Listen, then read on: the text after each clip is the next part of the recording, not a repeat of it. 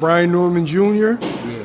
Spectacular knockout over Giovanni Santillan. Yeah. He's now the WBO interim champion, which means he's going to be the WBO welterweight champion August 4th when Crawford drops all the belts.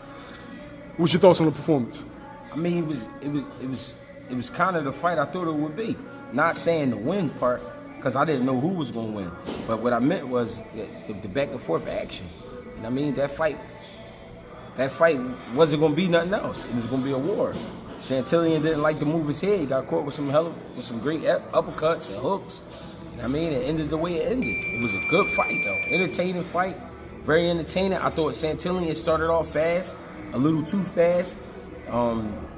Brian Norman ain't had no choice but to bite down and fight back. You know what I'm saying? Santillan jumped on him in the first round, started a war, and it was to be expected from there.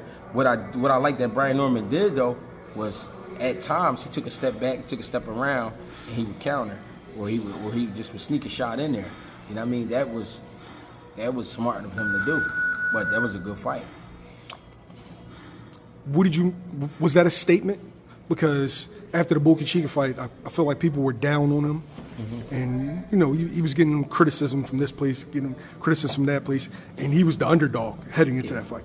Yeah, whenever you a guy, right, up and coming or undefeated, whatever, and people not sure of you, and they put you in there with a guy that got a name who's also undefeated, and you beat him in that type of fashion, of course it's a statement. It's definitely a statement, for sure. Now it seems like the new era of welterweights are being ushered in, right? Who would you like to see him face next? I mean, you got Barrios. You got, let me see. You got Barrios. You got Stanionis. You got, I'm trying to think of guys that's like, you know, they hot. They still coming up. I mean, you got Boots. There's guys out there that he should be ready to get in the ring with. Right after the fight, Brian Norman Sr. lashed out at all his critics. Tim Bradley being probably the main one. Yeah. He saw an interview of yours, and in his mind, he's thinking that, you know, you're choosing Santillan over Brian Norman or over Brian Norman Jr. Yeah. So clarify your position heading into the fight. My position is analyst. I'm giving the breakdown. I've met Brian Norman and his father. They cool. I've never met Santillan, but he cool. I don't know him. I don't know the Normans personally. I seen him in the gym, seen him work, all that.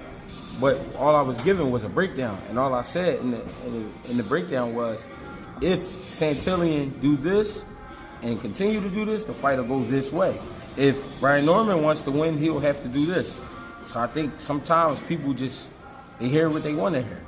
You know what I mean? If you really go back and look at the interview, I didn't pick either one of them. I just said which one guy have to do and what the other guy have to do to be able to win the fight.